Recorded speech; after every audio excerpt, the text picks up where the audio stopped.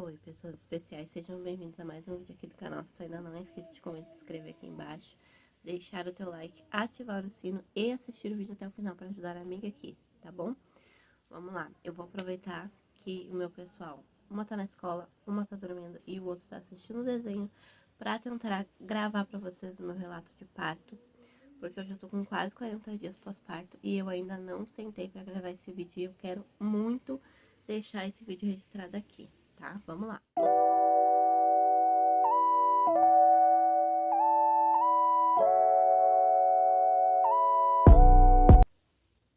A iluminação não tá 100% aqui, mas o enquadramento tá ok pra mim. Então, eu não quero procurar outro lugar pra gravar, porque aqui eu não acordo a Luísa tão rápido, tá?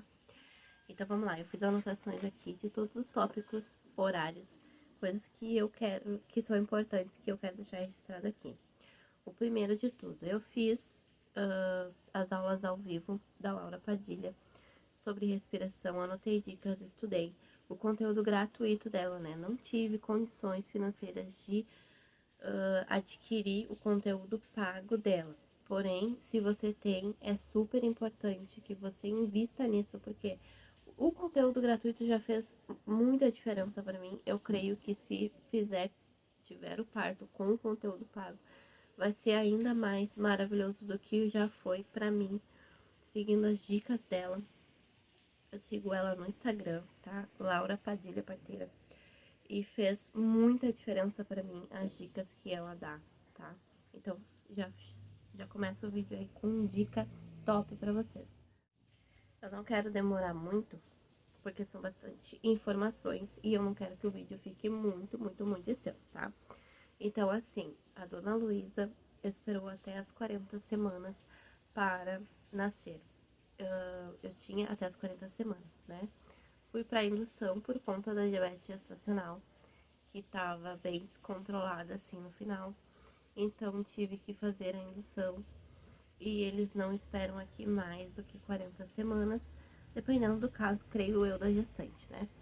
Eu queria muito ganhar no hospital de Alvorada, acho que eu mostrei pra vocês aí no vlog que eu fui umas 3 vezes pro hospital fazer o monitoramento, não tava com dor, né?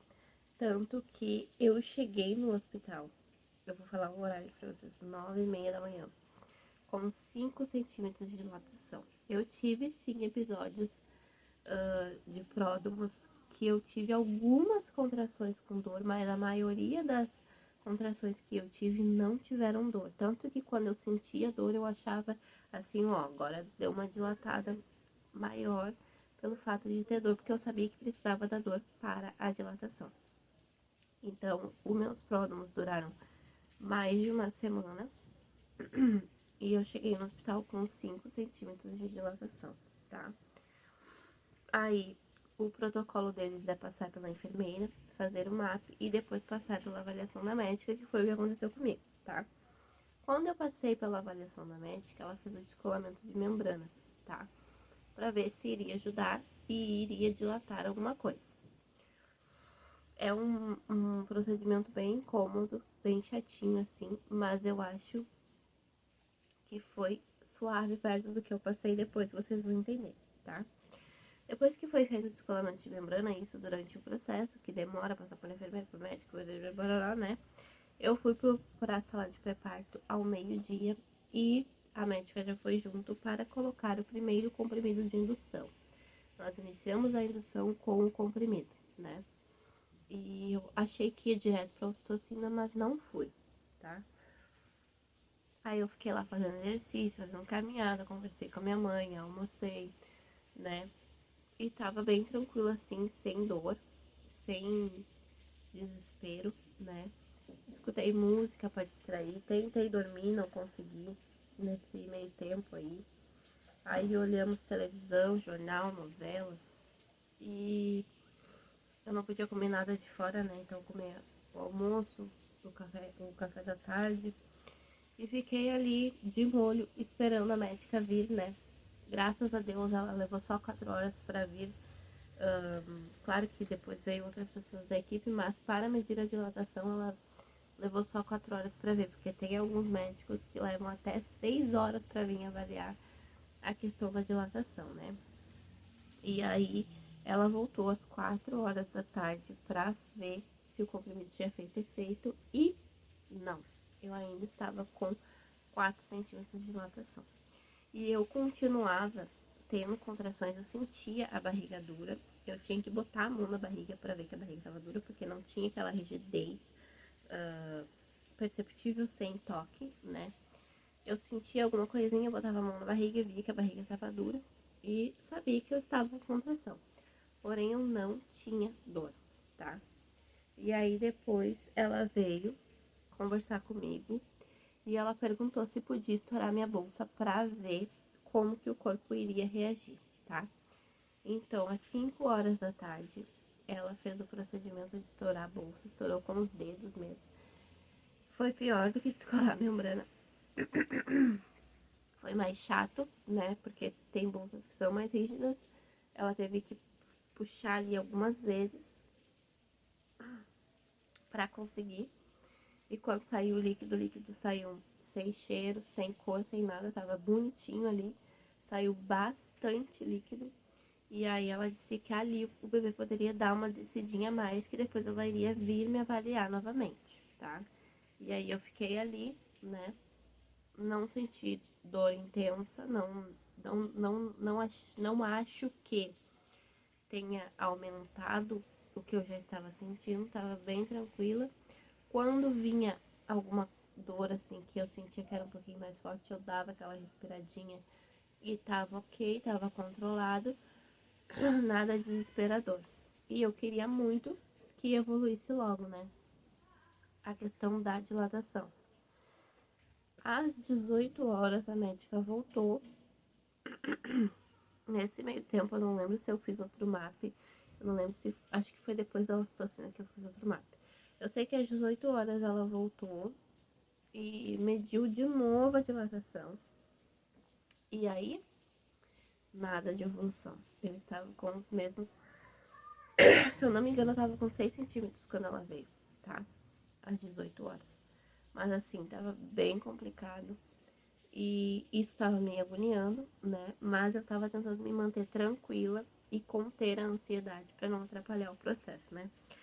E aí ela sugeriu colocar a ocitocina para que eu viesse sentir dor e, né, a dilatação evoluísse.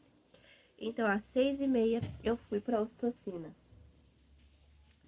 e fui sabendo que ali o bicho ia pegar. Só que a ocitocina tem, eu não sei dizer, acho que é uma escala que eles, né, que cai as gotinhas ali. Eu vou pesquisar e vou deixar aqui na tela pra vocês. E aí ela colocou a ocitocina e colocou no 3. Eu tava plena. Aí elas vieram perguntar, perdão, se tava doendo. Não tava doendo. Colocaram no 6. Continuei ali segurando minha onda. Não tava doendo, né? E aí vieram e colocaram no 9. Quando elas colocaram no 9, aí eu comecei a ver nas estrelinhas assim. Comecei a ver movimentação, né? Aí nesse momento eu fui, tomei banho. Fiquei um pouco também na bola. Continuei me movimentando, não querendo entregar o meu corpo, porque o movimento é importante para que o corpo entenda que ele precisa fazer a parte dele, né? E eu tava bem descansada, porque eu passei a tarde inteira ali sem sentir nada, então não dava nem para querer se entregar, sendo que o processo estava sendo rápido, né? Perto das outras vezes que do Leon eu fiquei 18 horas em trabalho de parto, fora as semanas de pródromos, e da Lavínia também fiquei com 12 horas em trabalho de parto, com a ocitocina na veia. Então, tava muito leve perto dos outros processos, né? Então, ó, meu óculos caindo. Começaram as dores aí, nesse período, que foi colocado no 9. E quando ela veio medir de novo, eu estava com 7 centímetros de dilatação. Com 7 centímetros de dilatação, eu estava sentindo dor, né? E aí, o processo do final, do 7 ali em diante, foi bem rápido, né? Aí eu lembro que mais ou menos 8 horas da noite, um pouquinho mais, eu acho, ela veio medir e estava com 8 centímetros, né? Quando eu estava com 8 centímetros, eu comecei a sentir vontade de fazer força. Então eu fui ali buscando posições que me aliviassem a minha dor, né? Que eu ficasse com as costas livres para ela poder fazer a massagem com o massageador que eu comprei na Shopee. Eu vou botar o link dele para vocês aqui, a foto aqui e o link aqui embaixo na descrição. Porque eu peguei essa dica na internet também. E foi surreal o tanto que esse massageador ajudou, tá? A fazer a massagem ali nas costas, porque a minha mãe não tem muita força nas mãos, tá? Então, acaba que a pessoa não se cansa, né? A pessoa que tá ali fazendo a massagem não se cansa, não se esforça tanto, não tem aquela obrigação de botar força que talvez ela não tenha. E a pessoa que tá recebendo a massagem recebe o alívio com aquele massageador ali. Foi de grande ajuda ter esse massageador e ter lembrado de levar esse massageador, porque o meu medo, como eu tava usando ele todos os dias em casa, era ir pro hospital e esquecer o bendito aqui, mas graças a Deus não aconteceu, tá? Então, com 8 centímetros, comecei a buscar posições que as minhas costas ficassem livres e que fosse mais confortável para mim continuar respirando, né? Para mim não perder o foco da respiração. E aí minha mãe ficou me fazendo massagem nas minhas costas, eu fiquei de 4 na cama, não consegui. Fiquei um tempo ali, mas estava desconfortável porque a cama também não tava com um dos niveladores lá para ajustar estragado. E aí acabou que não ficou numa posição favorável para mim, apesar de da gente ter arrumado ali, né? E, e aí eu sei que chegou um momento que eu tentei ficar de lado. E aí depois as minhas costas começaram a cansar de sentir aquela vontade de empurrar. E eu acabei deitando, tá?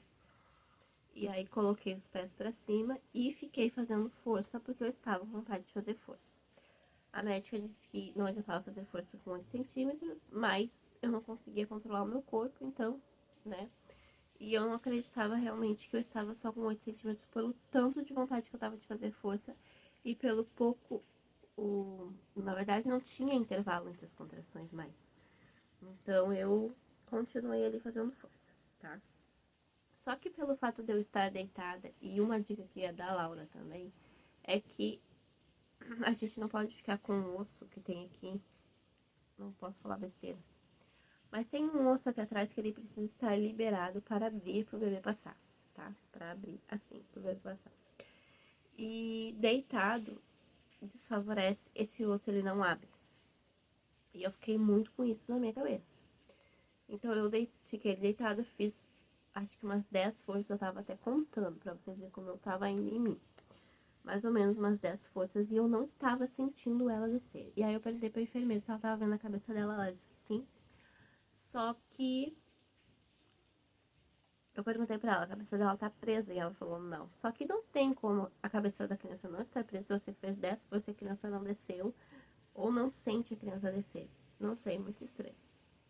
Então, como as contrações estavam sem intervalo uma da outra, eu não estava conseguindo mais me movimentar para trocar de posição.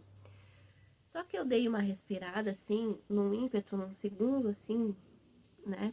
Eu escutei uma voz falando: desce da cama, troca de posição, desce da cama, troca de posição. Né? É o Espírito Santo e mais toda aquela situação do estudo que a gente fica com as coisas gravadas na nossa cabeça. Que ela sempre diz que a gente tem que sempre trocar de posição até achar uma posição mais confortável para poder finalizar aí esse processo, né? E aí eu tive assim, acho que um segundo de raciocínio, eu praticamente me joguei no chão. Só que eu sabia o que eu tava fazendo, né? Eu não ia me jogar no chão pra me machucar. Só que a minha mãe se apavorou, eu acho, com a minha agilidade. E eu me joguei no chão, fiquei ali de 4 no chão, me apoiei na bola, fiquei com as costas livres, pedi pra ela não parar de massagear as minhas costas. Porque quando ela parava de massagear, a dor parece que triplicava. E, e aí eu senti que ela começou a descer. E aí eu fiz, acho que umas 4 forças no máximo. E eu senti que ela tava saindo e eu falei que ela tava saindo, que ela ia sair naquele momento. E eu fiz umas 4 forças no máximo e aí ela saiu. Graças a Deus. E daí eu já tava conversando com ela antes, pedindo pra ela sair, pra ela ajudar, né? Que a mamãe tava esperando ela. E aí, quando ela saiu, eu agradeci a Deus, como eu faço sempre. E aí eles me levantaram do chão, levaram ela para fazer os procedimentos e eu voltei para a cama. Só que quando eu voltei para a cama, eu tive novamente hemorragia pós-parto e eu tive um episódio de deixa eu ver aqui porque eu falei demais e acabei me esquecendo da palavra certa.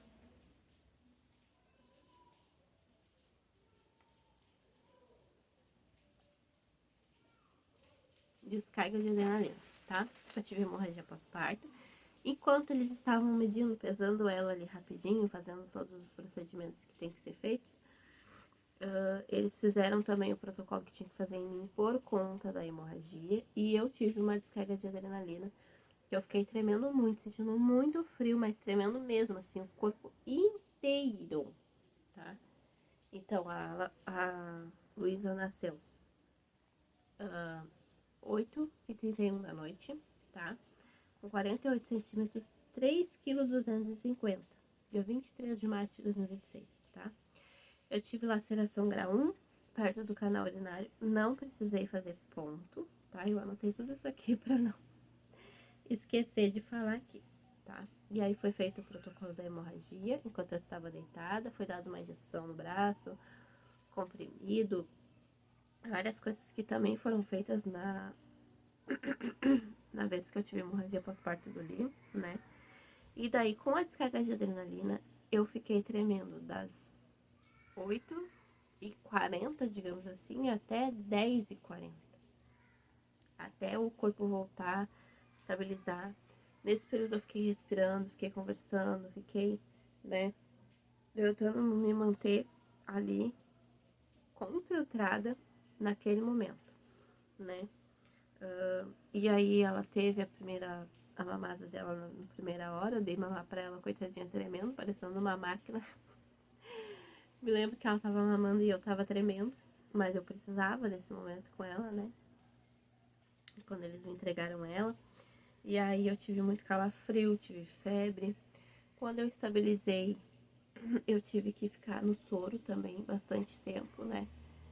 E aí depois, durante a madrugada, eu quis tomar banho, só que o chuveiro não estava funcionando, eu utilizei o chuveiro de dia, o chuveiro estava ok.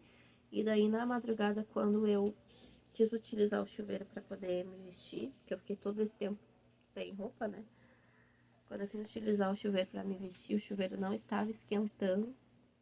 Então eu tive que tomar um banho muito rápido ali, porque eu tava com febre, tava com frio.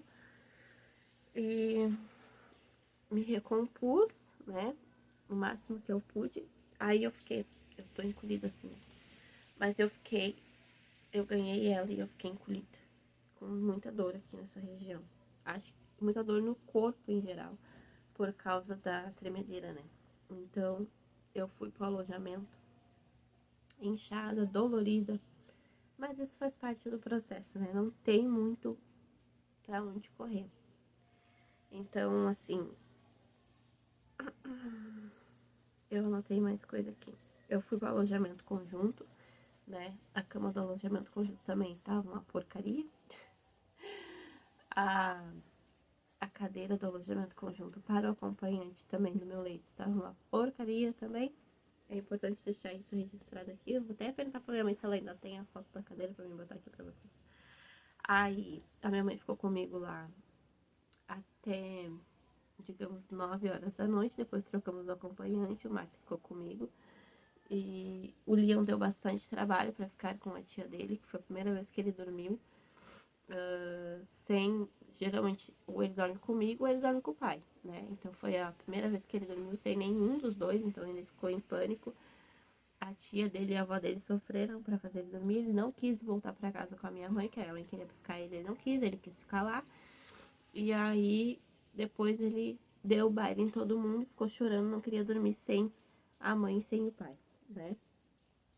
A equipe top que ficou lá comigo, todos muito atenciosos, né?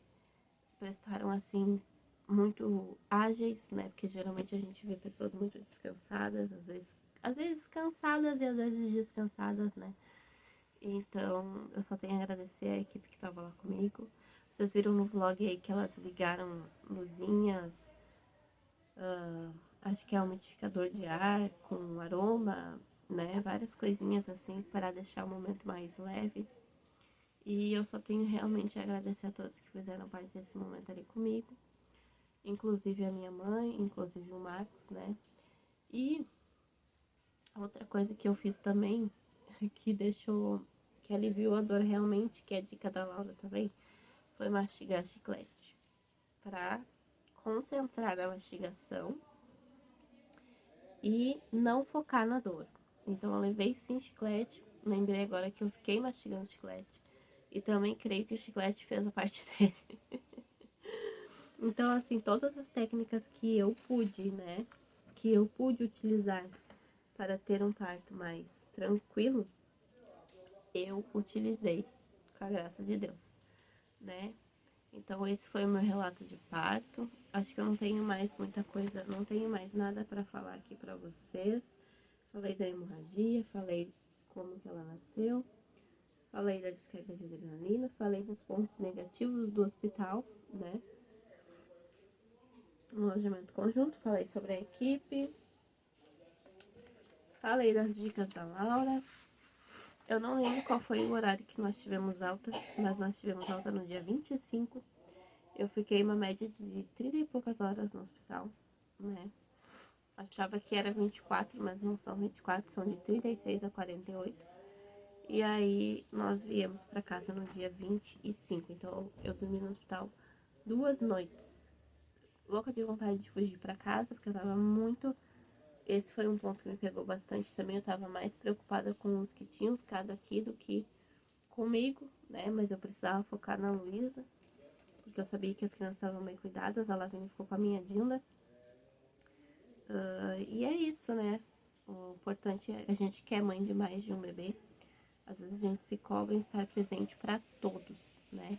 Mas é importante que a gente viva aquele momento ali, busque força de Deus, busque se concentrar no que a gente precisa fazer para o corpo saber que ele precisa estar ali, concentrado ali, para o processo ser mais tranquilo, né? Porque já não é fácil. Então, se a gente pilhar, piora mais ainda.